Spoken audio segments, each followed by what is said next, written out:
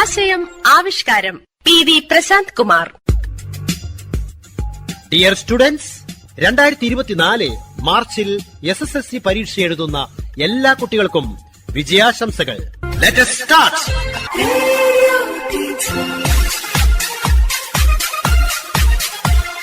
ഇതാ ക്വിസ് മാസ്റ്ററായ ടീച്ചർ സ്വയം പരിചയപ്പെടുത്തുന്നു. ഒപ്പം വിവിധ സ്കൂളുകളിൽ നിന്നും ക്വിസിൽ പങ്കെടുക്കാനെത്തിയ ടീം അംഗങ്ങളായ 10ാം ക്ലാസ് വിദ്യാർത്ഥികളും. ആകാശവാണി കണ്ണൂർ നിലയത്തിൻ്റെ റേഡിയോ ടീച്ചർ എന്ന ക്വിസ് പ്രോഗ്രാമിലേക്ക് എല്ലാവർക്കും സ്വാഗതം. ഇന്നത്തെ വിഷയം ഫിസിക്സ് ആണ്. ഞാൻ തളിപ്പറമ്പ മൂത്തേടത്ത് ഹൈസ്കൂളിലെ ഫിസിക്സ് അധ്യാപകനാണ്. പേര് KV പ്രദീപ് കുമാർ. ഇന്നിവിടെ പങ്കെടുക്കാൻ 5 ടീമുകൾ എത്തിച്ചേർന്നിട്ടുണ്ട്. നമുക്ക് ടീം അംഗങ്ങളെയും ഓരോരുത്തരെയായി പരിചയപ്പെടാം. Team A. എൻ്റെ പേര് കൃഷ്ണേന്ദു P. എൻ്റെ പേര് ജായിസ. ഞങ്ങൾ GHSS പാലയാട് സ്കൂളിൽ നിന്നും വരുന്നു. Team B. എൻ്റെ പേര് നിവേദ്യ രകേശ്. എൻ്റെ പേര് പ്രാർത്ഥന NK. നമ്മൾ രണ്ടുപേരും GHSS പള്ളിക്കുന്ന് സ്കൂളിൽ നിന്ന് വരുന്നു. Team C. എൻ്റെ പേര് അയന MK. എൻ്റെ പേര് കൃഷ്ണനന്ദ MK. ഞങ്ങൾ രണ്ടുപേരും GHSS ചെലോറയിൽ നിന്ന് വരുന്നു. Team D. എൻ്റെ പേര് പ്രസ്വിത് S. നാരായണൻ. എൻ്റെ പേര് അഭിഷേക് TV. ഞങ്ങൾ രണ്ടുപേരും AVS GHSS കരുവള്ളൂരിൽ നിന്ന് വരുന്നു. Team E. എൻ്റെ പേര് രശ്വന്തൻ. എൻ്റെ പേര് നിഹാൽ കൃഷ്ണ. നമ്മൾ രണ്ടുപേരും ചെമ്പിലോട് HSS നിന്ന് വരുന്നു.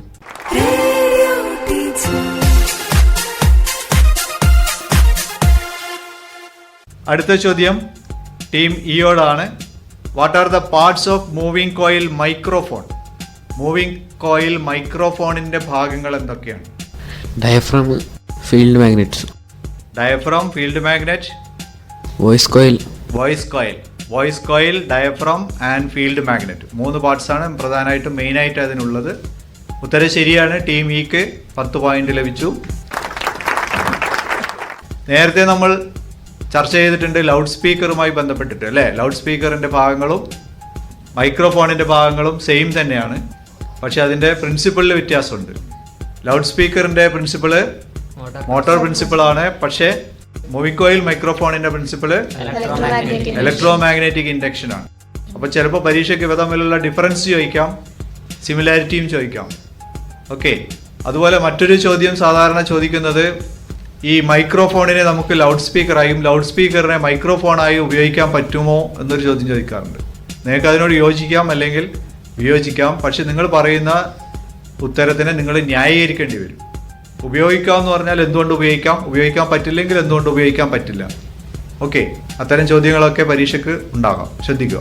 ഓക്കെ. അടുത്ത ചോദ്യം ടീം ഇയോട് തന്നെയാണ്. How many images will form if the angle between 2 plane mirror is 60 degree? 60 ഡിഗ്രിയിൽ വെച്ചിരിക്കുന്ന 2 പ്ലെയിൻ മിററിൻ്റെ ഇടയിൽ ഒരു വസ്തു വെച്ചാൽ എത്ര ഇമേജുകൾ അവിടെ രൂപപ്പെടും? അതിൻ്റെ ഇക്വേഷൻ കൂടെ പറയണം. ഏത് ഇക്വേഷനാണ് നിങ്ങൾ ഉപയോഗിച്ചതെന്നുള്ളത് കൂടെ പറയണം. 360/θ - 1. 360/θ - 1. 5 ഇമേജ്. 5 ഇമേജുകളാണ് ഉണ്ടാവുക. 360/θ. തീറ്റ എന്ന് പറഞ്ഞാൽ ആംഗിൾ ബിറ്റ്വീൻ ദ മിറേഴ്സ്, അല്ലേ? മിററുകൾ തമ്മിൽ ഉള്ള ആംഗിളാണ് തീറ്റയിൽ കൊടുക്കുക. അപ്പോൾ ഇൻഫിനിറ്റ് നമ്പർ ഓഫ് ഇമേജസ് വേണമെങ്കിലോ? ഇമേജസിൻ്റെ എണ്ണം ഇൻഫിനിറ്റ്. അപ്പോൾ ഇവർ തമ്മിലുള്ള ആംഗിൾ എത്രയായിരിക്കണം? ഈ 2 മിററുകളും തമ്മിലുള്ള ആംഗിൾ എത്രയായാലാണ് ഇൻഫിനിറ്റ് നമ്പർ കിട്ടുക? ആർക്കും ഉത്തരം പറയാം, അവരോട് മാത്രമല്ല.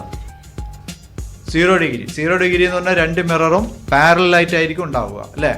2 മിററും പാരലായിട്ട് വെച്ച് അതിനിടയിൽ ഒരു ഒബ്ജക്റ്റ് വെച്ചാൽ ഉണ്ടാകുന്ന ഇമേജുകൾ ഇൻഫിനിറ്റ് നമ്പർ ആയിരിക്കും. അപ്പുറത്തും ഇപ്പുറത്തും ഒരുപാട് ഇമേജസ് നമുക്ക് കാണാൻ വേണ്ടി സാധിക്കും, അല്ലേ?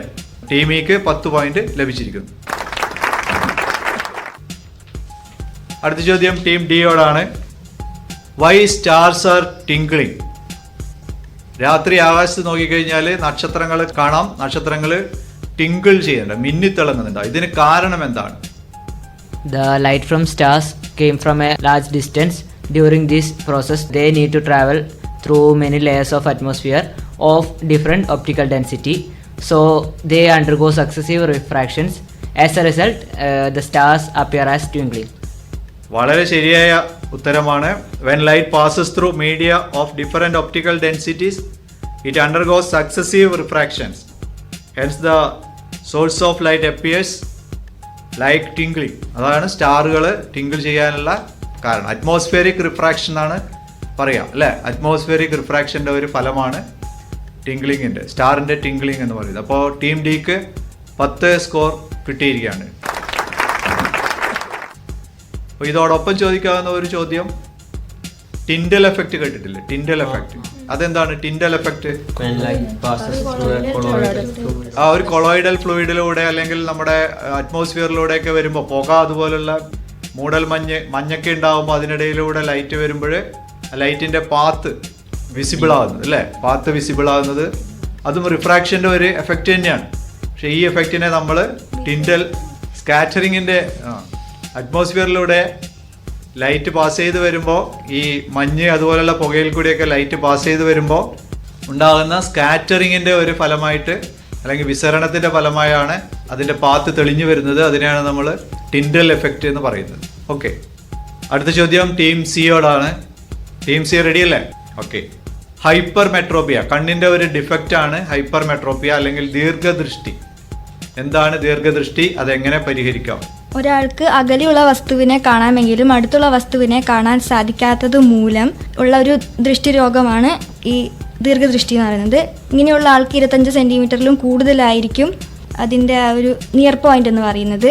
കൂടാതെ ഇതിനെ പരിഹരിക്കാനുള്ള ഒരു മാർഗം എന്ന് പറയുന്നത് കോൺവെക്സ് ലെൻസ് ഉപയോഗിക്കുകയാണ്. പിന്നെ ഇത് നേത്രഗോളങ്ങളുടെ വലുപ്പം കുറവായാലും പവർ കുറവായാലും ഒക്കെ ഉണ്ടാകുന്നൊരു ദൃഷ്ടി.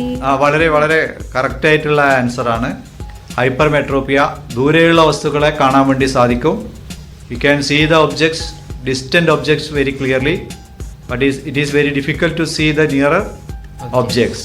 സോ അത് പരിഹരിക്കാൻ വേണ്ടിയിട്ട് we can use spectacles with convex lens. Convex lens ഉള്ള കണ്ണട ഉപയോഗിച്ച് നമുക്കത് പരിഹരിക്കാം. ഇതിൻ്റെ റീസൺ ഞാൻ ചോദിച്ചിട്ടില്ല, പക്ഷേ എങ്കിലും അവർ ടീം സി വളരെ ഉത്തരം പറഞ്ഞു കഴിഞ്ഞു. ആ നേത്രഗോളത്തിൻ്റെ നീളം കുറവ്, length of the eyeball decrease ആവുക അല്ലേ, ഒന്നതാണ് ചെറുതായി പോവുക, നോർമൽ ഐയേക്കാളും ചെറുതായി പോവുക. മറ്റൊന്ന് ലെൻസിലുള്ള പവർ കുറഞ്ഞു പോവുക അല്ലേ. ലെൻസിലെ കണ്ണിൽ ലെൻസ് ഉണ്ടല്ലോ, ആ ലെൻസിൻ്റെ പവർ സ്വാഭാവികമായ രീതിയിൽ നിന്നും കുറഞ്ഞു പോവുക. ഈ 2 കാരണങ്ങൾ കൊണ്ടാണ് ഹൈപ്പർ മെട്രോപ്പിയ ഉണ്ടാവുക. അതുപോലെ നമ്മൾ മയോപ്പിയ അല്ലേ, മയോപ്പിയ ഹ്രസ്വദൃഷ്ടി എന്താണ്? അടുത്തുള്ളതിനെ കാണാൻ പറ്റും, പക്ഷെ അകലെയുള്ളതിനെ കാണാൻ പറ്റില്ല. ഇത് കറക്റ്റ് ചെയ്യുന്നതിന് വേണ്ടിയിട്ട് നമുക്ക് കോൺകേവ് ലെൻസ് ഉപയോഗിക്കാം. അതുപോലെ ഇതിന്റെ റീസൺ എന്താണ്? നേത്രഗോളത്തിന്റെ വലിപ്പം കൂടുതലും പവർ കൂടുതലും. യെസ്, നേത്രഗോളത്തിന്റെ വലിപ്പം കൂടുതലും പവർ, ലെൻസിന്റെ പവർ കൂടുതലും. ഇതാണ് മയോപ്പിയ അല്ലെങ്കിൽ ഹ്രസ്വദൃഷ്ടി. വേറൊരു ഇത് കൂടെ വെള്ളെഴുത്ത് കൂടെ നമുക്ക് പഠിക്കാനുണ്ട്. വെള്ളെഴുത്ത് അല്ലേ, അതും എന്താണ് അതിന് കാരണം? കൂടുതലായിട്ട് വരും. നിയർ പോയിന്റ് കൂടും, സിലിയറി പേശികളുടെ അതിന്റെ എഫക്റ്റ് കുറയുമ്പോഴാണ്, ക്ഷമത കുറയുമ്പോഴാണ് ഈ പ്രശ്നങ്ങളൊക്കെ ഉണ്ടാകുന്നത്. ഓക്കെ, അതിന് ഏത് ലെൻസാണ്? അതിന് കോൺവെക്സ് ലെൻസ് ആണ്. ഇത് ഏത് ആൾക്കാരിലാണ് ഉണ്ടാവുക? കുട്ടികളിലാണോ? പ്രായം കൂടുന്തോറുമാണ് ഈ പ്രശ്നങ്ങൾ വരുന്നത്. ഏകദേശം 40 വയസ്സിൽ കൂടുമ്പോഴാണ് ഈ പ്രശ്നം കൂടുതലായിട്ടും അനുഭവപ്പെടുന്നത്. വെള്ളെഴുത്ത് അല്ലെ, പ്രസ് ബയോപ്പിയ എന്നും കൂടി അത് പറയും അല്ലേ. ഓക്കെ, അപ്പോൾ ടീം സിക്ക് 10 പോയിന്റ് ലഭിച്ചിരിക്കുന്നു. അടുത്ത ചോദ്യം ടീം ബിയോടാണ്. What is persistence of vision? Persistence of vision അല്ലെങ്കിൽ വീക്ഷണ സ്ഥിരത എന്ന് പറഞ്ഞാൽ എന്താണ്? The object is viewed by a person. The image is formed on the retina of the eye within 0.0625 seconds after seeing it. This phenomenon is known as persistence of vision. ഉത്തരം correct ആണ്. Team ബിയുടെ ഉത്തരം persist ചെയ്യുന്നു അല്ലേ. Vision അവിടെ persist ചെയ്യുന്നു, അവിടെ റെറ്റിനയിൽ persist ചെയ്യുന്നു. എത്ര സമയം? 0.0625 സെക്കൻഡ്, അതായത് 1/16 സെക്കൻഡ് പെർസിസ്റ്റ് ചെയ്യുന്നു. അപ്പോൾ ഇതിനിടയിൽ മറ്റൊരു വിഷൻ കൂടെ റെറ്റിനയിൽ വന്നാൽ അവര് രണ്ടും കൂടെ മിക്സ് ആയിട്ട് ഒരുമിച്ച് കാണപ്പെടും. ഇതാണ് പെർസിസ്റ്റ് ചെയ്യുക, വിഷൻ പെർസിസ്റ്റ് ചെയ്യുക അല്ലേ. ഇത് നമുക്ക് ഇതിന്റെ എക്സാമ്പിൾസ്, ഇപ്പോൾ ടീം ബി ഉത്തരം ശരിയായി പറഞ്ഞതുകൊണ്ട് ടീം ബിക്ക് 10 പോയിന്റ് ലഭിക്കുകയാണ്. എവിടെയൊക്കെയാണ് നമുക്ക് ഈ പെർസിസ്റ്റൻസ് ഓഫ് വിഷൻ എക്സാമ്പിൾ പറഞ്ഞു കൊടുക്കാൻ പറ്റുക? ന്യൂട്ടന്റെ വർണ്ണപ്പമ്പര അല്ലെങ്കിൽ കളർ ഡിസ്ക്, ന്യൂട്ടന്റെ കളർ ഡിസ്ക് അതിനൊരു എക്സ്പെരിമെന്റ് ആണ്. ഗ്ലാസ് റോഡ് പോലെ കാണും. മഴത്തുള്ളികള് റെയിൻ ഡ്രോപ്സ് താഴേക്ക് വീഴുമ്പോൾ ഗ്ലാസ് റോഡ് പോലെ അപ്പിയർ ചെയ്യുന്നുണ്ട്. പിന്നെ ഫാനിന്റെ ലീഫ് ഒരു ഡിസ്ക് പോലെ കാണും അല്ലെ? ലീഫുകളെ സെപ്പറേറ്റ് ചെയ്ത് കാണാതെ ഡിസ്ക് പോലെ നല്ല സ്പീഡിലാവുമ്പോൾ, അത് സ്ലോ ആകുമ്പോൾ അതിന്റെ വേർതിരിച്ച് കുറേശ്ശെ കാണാൻ വേണ്ടി തുടങ്ങും. അതുപോലെ ഫിലിമിലൊക്കെയോ, ആനിമേഷൻസിലൊക്കെ അല്ലേ, ഒരു frame per second more than 25 frame ഒക്കെ ഒരു സെക്കൻഡിലൊക്കെ വന്നു കഴിഞ്ഞാലാണ് നമുക്ക് ഈ മോഷൻ പിക്ചേഴ്സ് കിട്ടുക.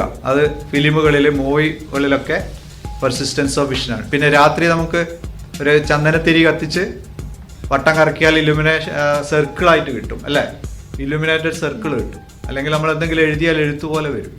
ഇതൊക്കെ പെർസിസ്റ്റൻസ് ഓഫ് വിഷൻ കാരണമാണ്. ഓക്കെ, SSLC പാഠങ്ങൾ ഉൾക്കൊള്ളിച്ച പ്രതിദിന പ്രശ്നോത്തരി തുടരുന്നു.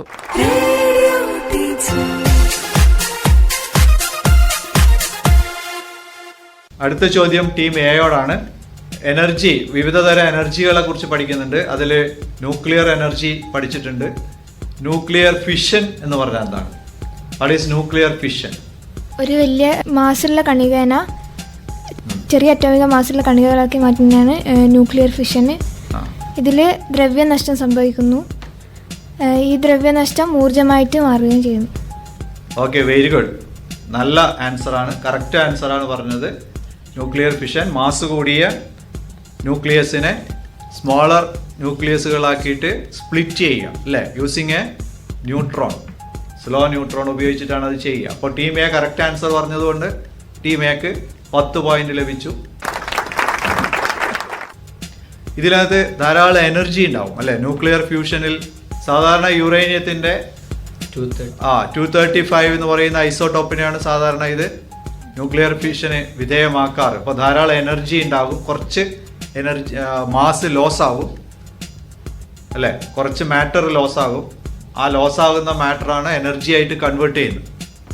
അപ്പൊ അതിനു വേണ്ടിയിട്ട് നമ്മുടെ ആൽബർട്ട് ഐൻസ്റ്റീന്റെ പ്രശസ്തമായ ഒരു ഇക്വേഷനും കൂടിയുണ്ട്, E=mc².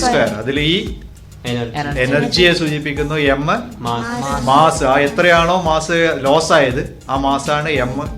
അതുപോലെ സി സ്പീഡ് ഓഫ് ലൈറ്റ്, ലൈറ്റിന്റെ സ്പീഡ് എത്രയാ? 3×10⁸ മീറ്റർ/സെക്കൻഡ് ആണ്. അതിന്റെ സ്ക്വയർ റൂട്ട് അല്ലെ? അതിന്റെ സ്ക്വയർ വാല്യൂവിലാണ് മൾട്ടിപ്ലൈ ചെയ്യേണ്ടത്. അപ്പോൾ നമുക്ക് എനർജിയുടെ അളവ് കിട്ടും. ഇതുപോലെ ന്യൂക്ലിയർ ഫിഷൻ പറയുമ്പോൾ പറയേണ്ട മറ്റൊരു കാര്യമാണ് ന്യൂക്ലിയർ ഫ്യൂഷൻ അല്ലേ? എന്താണ് ന്യൂക്ലിയർ ഫ്യൂഷൻ? അപ്പോ ആറ്റോമിക് മാസ് കുറവുള്ള 2 ആറ്റം, ആറ്റോമിക് മാസ് കുറവുള്ള 2 എണ്ണത്തിനെ യോജിപ്പിച്ച് ആറ്റോമിക് മാസ് കൂടുതലുള്ള ഒരു ന്യൂക്ലിയസ് ആക്കി മാറ്റുക. അപ്പോഴും ധാരാളം എനർജി ഉണ്ട്. സാധാരണ നമ്മൾ ഏതാ ഉപയോഗിക്കാറ്? ന്യൂക്ലിയർ ഫ്യൂഷന് വേണ്ടിയിട്ട് ഉപയോഗിക്കുന്ന ഹൈഡ്രജൻ ആണ് ഉപയോഗിക്കുക. ഹൈഡ്രജന്റെ ആറ്റങ്ങൾ ജോയിൻ ചെയ്തിട്ട് ഹീലിയം ഉണ്ടാവുകയാണ് സാധാരണ ചെയ്യുക. ന്യൂക്ലിയർ ഫ്യൂഷനാണ് സ്റ്റാറിലൊക്കെ എനർജി ഉണ്ടാകുന്നത്. സണ്ണിലും മറ്റ് സ്റ്റാറുകളിലൊക്കെ എനർജി ഉണ്ടാകുന്നത് ഈ ന്യൂക്ലിയർ ഫ്യൂഷൻ എന്ന് പറയുന്ന സംവിധാനമാണ്, ഫിനോമിനയാണ്. ഓക്കെ, ന്യൂക്ലിയർ ഫ്യൂഷന്റെ അതിന്റെ എക്സ്പെരിമെന്റ്സ് നടന്നുകൊണ്ടിരിക്കുന്നുണ്ട്. നമ്മൾ പല രാജ്യങ്ങൾ വിജയിച്ചിട്ടുണ്ട്. ഇന്ത്യയും അത്തരത്തിലുള്ള ഗവേഷണങ്ങൾ നടത്തി വരുന്നുണ്ട്, എനർജി എടുക്കാനുള്ള ഒരു സംവിധാനം. ഓക്കെ, അപ്പോൾ 5ാമത്തെ റൗണ്ട് ഇവിടെ അവസാനിക്കുകയാണ്. 5ാമത്തെ റൗണ്ട് അവസാനിക്കുമ്പോൾ ഓരോ ടീമിനും ലഭിച്ച സ്കോർ എത്രയാണെന്ന് നോക്കാം. 5ാമത്തെ റൗണ്ടിൽ ടീം എക്ക് കിട്ടിയിരിക്കുന്ന പോയിന്റ് 15 ആണ്. ടീം ബിക്ക് 15 പോയിന്റ്, ടീം സിക്ക് 15 പോയിന്റ്, ടീം ഡിക്ക് 25 പോയിന്റ്, ടീം ഇ 20 പോയിന്റ്. നമ്മുടെ ഈ മത്സരത്തിൽ 5 റൗണ്ടുകളാണ് ഉണ്ടായത്. 5 റൗണ്ടുകളും ചേർത്ത് ആകെ ലഭിച്ചിരിക്കുന്ന പോയിന്റ് ഓരോ ടീമിനും: team A GHSS Palayad 60 point,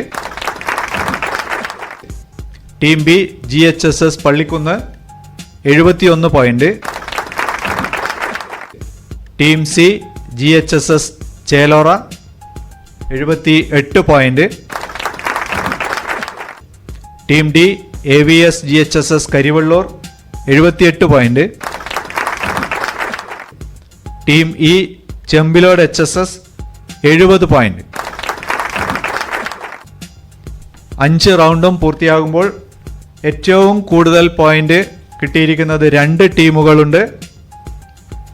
team C GHSS Chelora 78 point. Team D AVS GHSS കരിവള്ളൂരിനും 78 പോയിന്റാണ്.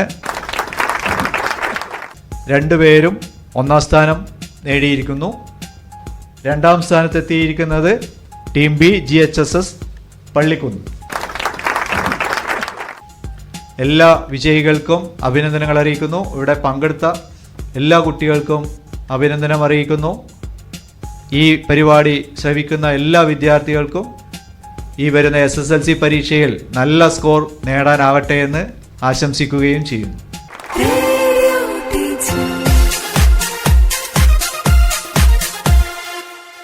അപ്പോൾ SSLC പരീക്ഷ എഴുതാൻ തയ്യാറെടുക്കുന്ന കുട്ടികളെ, നിങ്ങൾക്ക് SSLC പരീക്ഷ ഫിസിക്സ് പരീക്ഷ എഴുതുമ്പോൾ എന്തൊക്കെ കാര്യങ്ങളാണ് ശ്രദ്ധിക്കേണ്ടത്? കുറച്ച് നമുക്കൊരു ഡിസ്കഷൻ ആകാം അല്ലേ? ഫിസിക്സിന് എത്ര മാർക്കാണ് ക്വസ്റ്റ്യൻ പേപ്പർ? എത്ര മാർക്കിൻ്റെ ചോദ്യ പേപ്പറാണ്? 40 മാർക്കിൻ്റെ അല്ലേ? പക്ഷെ 40 മാർക്കിൻ്റെ ചോദ്യങ്ങളാണോ അതിലുള്ളത്? അല്ല, ചോയ്സ് അടക്കം 50 മാർക്കിൻ്റെ ക്വസ്റ്റ്യൻസ് ഉണ്ടാകും. ഓരോ സെക്ഷനിലും ഒരു ചോദ്യം വീതം അധികം ഉണ്ടാകും അല്ലേ? അപ്പം അതിൽ ഏതെങ്കിലും 5 ചോദ്യങ്ങളല്ലേ ഉള്ളത്? ഒരു സെക്ഷനിൽ 5 ചോദ്യങ്ങൾ, അതിൽ 4 എണ്ണം എഴുതിയാൽ മതിയാകും. അപ്പം നിങ്ങൾ ശ്രദ്ധിക്കുക, ഏറ്റവും നന്നായി ഉത്തരം എഴുതാൻ കോൺഫിഡൻസോടുകൂടി എഴുതാൻ പറ്റുന്ന 4 എണ്ണം വേണം നിങ്ങളതിൽ തിരഞ്ഞെടുത്തിട്ട് എഴുതാൻ വേണ്ടി.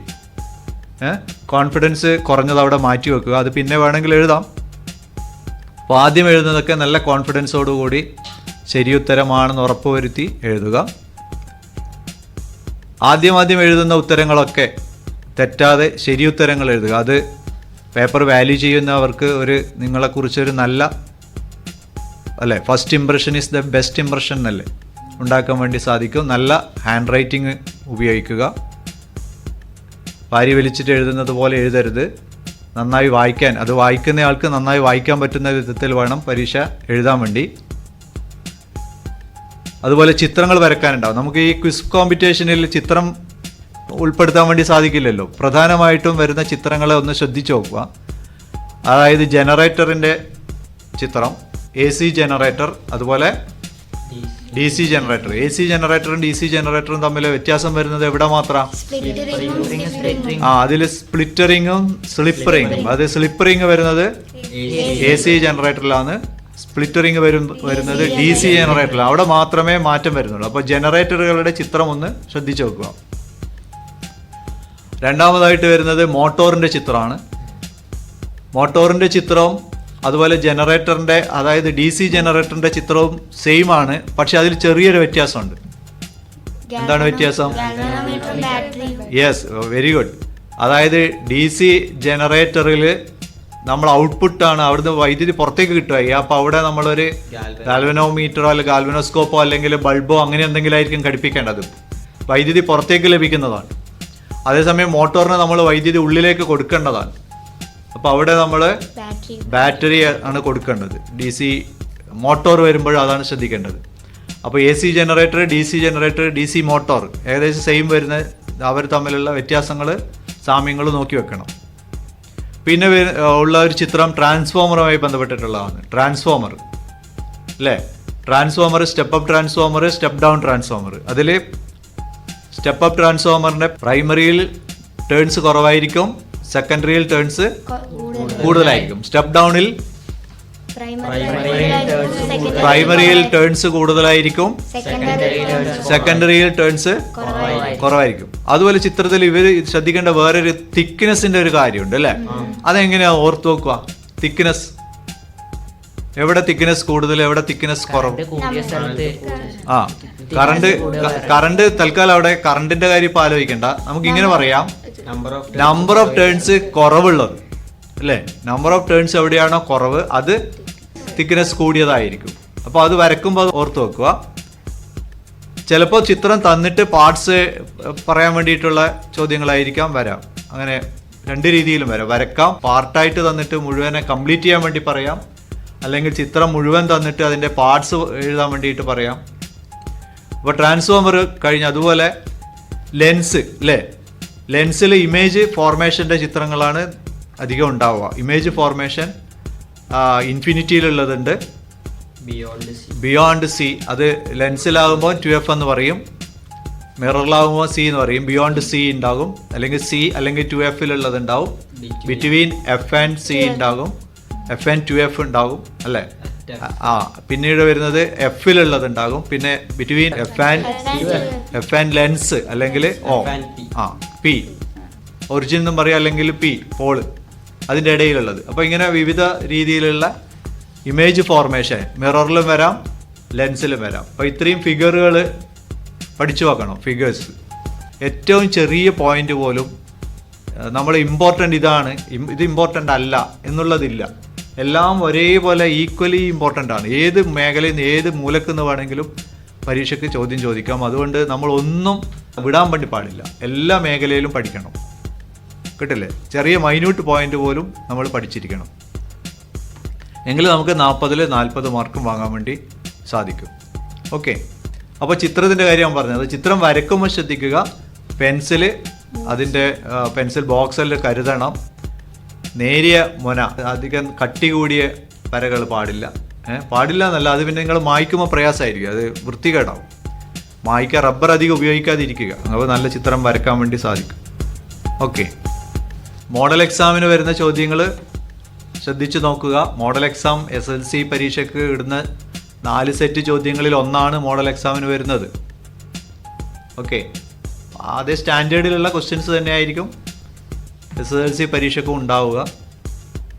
അപ്പോൾ ഈ വരുന്ന SSLC പരീക്ഷ ഫിസിക്സ് എല്ലാവർക്കും വളരെ എളുപ്പമായി എഴുതാൻ സാധിക്കുന്ന ഒരു പരീക്ഷയായി മാറട്ടെ എന്ന് ആശംസിക്കുകയാണ്. എല്ലാവർക്കും ഒരിക്കൽ കൂടി വിജയാശംസകൾ നേരുന്നു. നന്ദി.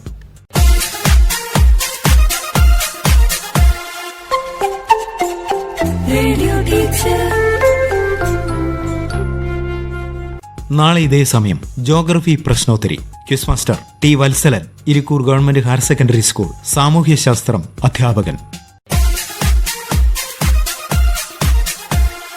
അവതരണം ആകാശവാണി കണ്ണൂർ. ആശയം ആവിഷ്കാരം PV പ്രശാന്ത് കുമാർ. നിർവഹണ സഹായം AK രതീഷ്, കവിതാനാഥ്, ശ്രീകല ബിജു, ജ്യോതി രാജീവ്, സഞ്ജന രാമകൃഷ്ണൻ.